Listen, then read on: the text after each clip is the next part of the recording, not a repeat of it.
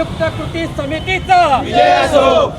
हम सब एक है, हम सब एक है, हमारी मांगे पूरी करो, हमारी मांगे पुरी करो। अरे कोण म्हणतंय घेणार नाही, घेतल्याशिवाय राहणार नाही, अरे कोण म्हणतंय घेणार नाही, घेतल्याशिवाय राहणार नाही। गणेशोत्सवाच्या तोंडावर एसटी कर्मचाऱ्यांनी त्यांच्या प्रलंबित असलेल्या मागण्यांसाठी आंदोलन पुकारलं आहे, धरणे आंदोलन आहे आणि राज्यव्यापी संप देखील पुकारला आहे। आपण आहोत सध्या पुण्यातल्या शिवाजीनगर परिसरातील वाकडेवाडी बसस्थानकावर। या बसस्थानकावर सकाळपासून ज्या आता 10 वाजेपर्यंत 100 गाड्या साधारण सुटलेल्या असतात, मात्र एकही गाडी सकाळपासून बाहेर आगाराच्या बाहेर पडली नाही। त्यामुळे नागरिकांना देखील काही प्रमाणात त्रास सहन करावा लागतोय। मात्र एसटी कर्मचाऱ्यांच्या नेमक्या मागण्या काय आहेत ते पण आपण जाणून घेणार आहोत। सर, नेमक्या मागण्या काय आहेत? तुम्ही सगळेजण आज आंदोलन करतायत, संप पुकारलाय। 20 तारखेला आपण मुख्यमंत्री साहेबांना निवेदन दिलं होतं की तुम्ही आमच्या मागण्या पूर्ण करा, पण आज 20 तारीख होऊन गेली आणि आज 3 तारीख उजाडली तरी मुख्यमंत्री साहेबांचा कुठलाच निर्णय आमच्यापर्यंत आलेला नाही। आणि आमच्या प्रमुख मागण्या 7वं वेतन आयोग व राज्य सरकारप्रमाणे कामगारांचं वेतन या 2 प्रमुख मागण्या आहेत। त्या मागण्यासाठी आम्ही आज धरणे आंदोलन करत आहोत। पण त्यांना फक्त आपली लाडकी बहीण, आपला लाडका भाऊ, पण लाडका एसटीवाला कधी करणार त्याची आम्ही आतुरतेने वाट पाहत आहोत। साधारण किती एसटी आतापर्यंत आगाराच्या बाहेर पडल्या नाही आणि आतलं कामकाज कसं? आतलं आता ज्या बाहेर डेपोच्या गाड्या आहेत त्या आत्ताशी मार्गस्थ झाल्या आहे आणि येथील शिवाजीनगरच्या अजून एक पण गाडी बाहेर गेलेली नाही आहे।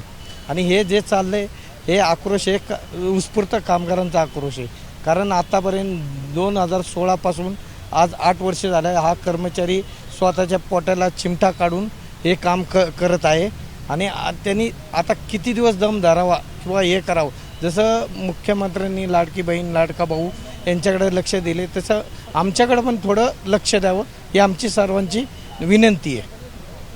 2021 मध्येही तुम्ही आंदोलन केलं होतं आणि आज त्याच्यानंतर पुन्हा एकदा तुम्हाला आंदोलन पुकारावं लागतं। मी तर एकच सांगेन सरकारला, जशी लाडकी बहीण ज्या म्हणजे सवलती दिल्या आहेत लाडकी बहीणसाठी, मी पण सरकारची एक लाडकी बहीण आहे आणि माझ्याकडेही सरकारने लक्ष द्यावं। माझ्या मागे माझा परिवार अवलंबून आहे, त्यांच्यासाठी काहीतरी प्रयत्न करावे जेणे की या पगारामध्ये सगळं होत नाही। त्यामुळे फक्त एक इच्छा आहे की 7वं वेतन आयोग देऊन जे काही पुढच्या काही स्वप्न आहेत आमची, माझ्या मुलांची, ती मी पूर्ण करू शकेन, एवढंच इच्छा आहे। मी पण सरकारची लाडकीच बहीण आहे, माझ्याकडेही सरकारने लक्ष द्यावे बस। आपल्यासोबत अजून काही इथले सगळे कर्मचारी आहेत। नेमक्या 3 मागण्या ज्या आहेत त्या नेमक्या कोणत्या आहेत? 7वा वेतन आयोग आणि जे आमचे प्रलंबित मागचे जे प्रश्न आहेत किंवा कराराबद्दलचे ते सगळे दूर व्हावेत, एवढं ते शिस्त आवेदन पद्धत रद्द व्हावी, म्हणजे व्यवस्थितपणे वागणूक सुद्धा व्यवस्थित मिळावी आम्हाला, एवढंच। महिला कर्मचारी म्हणून काय नेमकी मागणी आता सध्या? महिला कर्मचारी मग आता जसं लाडक्या बहिणीचा सरकारनं विचार केला, लाखो लाडक्या बहिणींना दिले, इथं लाडके भाऊ पण आहेत आणि लाडक्या बहिणी सुद्धा आहेत। जे इतकं दयनीय अवस्था आहे, आम्ही कुठल्याही प्रवाशास किंवा कुणाला वेटीस धरायची आम्हाला हौस नाही आहे। आम्ही प्रवाशांच्या सेवेसाठी, मला अपंगत्व येऊन सुद्धा आम्ही सेवाच करतोय। फक्त सरकारनं आमची मागणी पूर्ण करावी एवढीच आमची इच्छा आहे। आमची याच्या पलीकडे काही इच्छा नव्हती। वारंवार या घटना म्हणजे संप म्हणा, आंदोलन हे काय कुणी हौसेनं करत नाही, करायला भाग पाडतायत, ते फक्त बंद व्हावं आणि प्रवाशांना वेटीस धरायला आम्हाला लावणे। आम्ही वेटीस धरत सुद्धा नाही, प्रवाशांच्या सेवेसाठीच आम्ही आजपर्यंत करत आलोय, लढत आलोय, पण याचा मोबदला काडी मात्र आम्हाला मिळत नाही आहे। आमच्यावर आमची कुटुंब अवलंबून आहे, त्यांना जगवणं सुद्धा मुश्किल झालेलं आहे। बरेच जण आत्महत्या करायचे विचार सुद्धा डोक्यात नाही येऊन जातात बऱ्याच जणांच्या।